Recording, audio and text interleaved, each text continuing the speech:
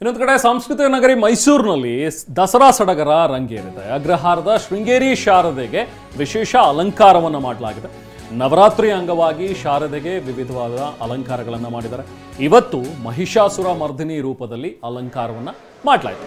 ಅಷ್ಟಭುಜಗಳ ಸಿಂಹವಾಹಿನಿಯಾಗಿ ಶಾರದೆ ಸಿಂಗಾರವನ್ನು ಮಾಡಿದ್ರು. ದೇವಸ್ಥಾನದ ಆವರಣದಲ್ಲಿ ವಿಶೇಷ ಹೂವಿನ ಅಲಂಕಾರ ಕೂಡ ಇವತ್ತು ನೆರವೇರಿತು. ನಾವು ಪ್ರತಿನಿಧಿ ರಾಮ್ ಅಲ್ಲಿಂದ ಒಂದು ಸ್ಪೆಷಲ್ ರಿಪೋರ್ಟ್ ನೀಡಿದ್ದಾರೆ, ಬನ್ನಿ ನೋಡಿ. ನಾನೀಗ ಮೈಸೂರಿನ ಅಗ್ರಹಾರದ ಶೃಂಗೇರಿ ಶಾರದೆ ದೇಗುಲದಲ್ಲಿದ್ದೇನೆ. ನೀವು ನೋಡ್ತಾ ಇರ್ಬೋದು ಶಾರದಾಂಬೆಯನ್ನು, ಏನು ವಿದ್ಯೆಗೆ ಅಧಿಪತಿಯಾದಂತಹ ಶಾರದಾಂಬೆಯನ್ನು ವಿವಿಧ ರೂಪಗಳಲ್ಲಿ ನವರಾತ್ರಿಯಲ್ಲಿ ಅಲಂಕರಿಸುವಂಥ ಕೆಲಸ ಆಗ್ತದೆ. ಯಾಕಂದರೆ ಅಗ್ರಹಾರದಲ್ಲಿರುವಂಥ ಶ್ರೀ ಶಾರದಾಂಬೆ ದೇಗುಲದಲ್ಲಿ ವಿಶೇಷವಾಗಿ ನವರಾತ್ರಿ ಹಬ್ಬವನ್ನು ಆಚರಿಸಲಾಗ್ತದೆ. ಅಂದರೆ ತಾಯಿಗೆ ಒಂದು ಹೂವಿನ ಅಲಂಕಾರದಲ್ಲಿ ನೋಡ್ತಾ ಇರ್ಬೋದು. ಈಗ ನೀವು ನೋಡ್ತಾ ಇರುವಂಥ ಅಲಂಕಾರ ದುರ್ಗಾಲಂಕಾರ, ಅಂದರೆ ಮಹಿಷಾಸುರ ಮರ್ದನಕ್ಕೆ ಸಿದ್ಧವಾಗಿರುವಂತಹ ತಾಯಿ ಚಾಮುಂಡೇಶ್ವರಿಯ ಒಂದು ಅಲಂಕಾರವನ್ನು ಶಾರದೆಗೆ ಮಾಡಲಾಗಿದೆ. ಮತ್ತು ನೀವು ಸುತ್ತಲೂ ನೋಡ್ತಾ ಇರ್ಬೋದು ವಿವಿಧ ಹೂವುಗಳಿಂದ ಅಲಂಕಾರವನ್ನು ಮಾಡಿರುವಂಥದ್ದು. ಮತ್ತು ತಾಯಿಯನ್ನು ನೋಡೋದಾದರೆ ಅಷ್ಟಭುಜಗಳನ್ನು ಹೊಂದಿರುವಂತಹ ತಾಯಿ ಚಾಮುಂಡೇಶ್ವರಿಯ ಒಂದು ಪ್ರತಿರೂಪವನ್ನು ಶಾರದೆಯಲ್ಲಿ ತೋರಿಸುವಂಥ ಕೆಲಸವನ್ನು ಮಾಡಲಾಗಿದೆ. ಮತ್ತು ಅಷ್ಟಭುಜಗಳಲ್ಲಿಯೂ ಸಹ ಏನು ಮಹಿಷಾಸುರನನ್ನು ಮರ್ದನ ಮಾಡಲಿಕ್ಕೆ ವಿವಿಧ ದೇವಾನುದೇವತೆಗಳು ತಮ್ಮ ಬಳಿ ಇದ್ದಂತಹ ಶಸ್ತ್ರಗಳನ್ನು ಆಕೆಗೆ ನೀಡ್ತಾರೆ. ಅದನ್ನು ಬಿಂಬಿಸುವಂಥದ್ದು. ಸಾವಿರಾರು ಸಂಖ್ಯೆಯಲ್ಲಿ ಭಕ್ತರು ಆಗಮಿಸ್ತಾರೆ.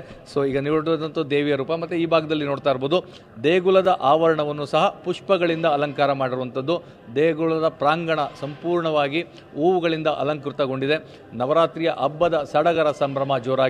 ಮತ್ತು ಪ್ರತಿನಿತ್ಯ ಸಾವಿರಾರು ಸಂಖ್ಯೆಯಲ್ಲಿ ಭಕ್ತರು ಇಲ್ಲಿಗೆ ಆಗಮಿಸಿ ಆ ತಾಯಿಯ ದರ್ಶನವನ್ನು ಪಡೆಯುವಂಥದ್ದು. ಯಾಕಂದರೆ ಪ್ರತಿನಿತ್ಯ ಒಂದೊಂದು ಅಲಂಕಾರದಲ್ಲಿ ಶಾರದಾಂಬೆ ಇರ್ತಾರೆ.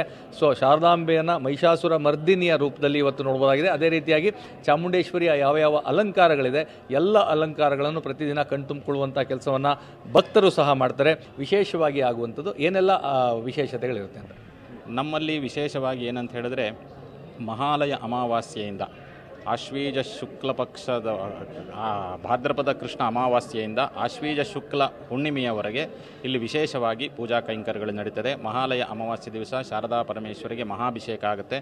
ಅದಾದ ನಂತರ ಜಗತ್ಪ್ರಸೂತಿಕಾ ಅಲಂಕಾರ ಅಂಥೇಳಿ ಅಲಂಕಾರ ಆಗುತ್ತೆ. ಮತ್ತು ಬ್ರಾಹ್ಮಿ, ಮಾಹೇಶ್ವರಿ, ಕೌಮಾರಿ, ವೈಷ್ಣವಿ, ರಾಜರಾಜೇಶ್ವರಿ, ಇಂದ್ರಾಣಿ, ಸರಸ್ವತಿ, ಚಾಮುಂಡ, ಇದೇ ರೀತಿ ಧನವಂತರಿ ಇದೆಲ್ಲನೂ ನಾವು ಮಾಡ್ತಾ ಹೋಗ್ತೀವಿ. ಗಾಯತ್ರಿ ಅಲಂಕಾರದಿಂದ ಹಿಡಿದು ಪ್ರತಿಯೊಂದು 15 ದಿವಸ ಹುಣ್ಣಿಮೆ ತನಕನೂ ವಿಶೇಷವಾಗಿ ಇಲ್ಲಿ ಆಚರಣೆಯನ್ನು ಮಾಡ್ತೇವೆ. ಪ್ರತಿನಿತ್ಯನೂ ಒಂದೊಂದು ಹೋಮಗಳು ಇಲ್ಲಿ ನಡೆಯುತ್ತದೆ. ಇದು ದೇವಸ್ಥಾನದವರ ಮಾತು. ಅಂದರೆ ನಾಡು ಸುಭಿಕ್ಷವಾಗಿರಲಿ, ಎಲ್ಲೆಡೆ ಶಾಂತಿ ನೆಲೆಸಲಿ, ಸರ್ವೇ ಜನ ಸುಖಿನೋ ಭವಂತು, ಎಲ್ರಿಗೂ ಒಳಿತಾಗಲಿ ಅಂತೇಳಿ ಪೂಜೆ ಪ್ರಾರ್ಥನೆಗಳಾಗ್ತದೆ. ಕ್ಯಾಮ್ರಾ ಪರ್ಸನ್ ರಘು ಜೊತೆ ರಾಮ್, TV9 ಮೈಸೂರು.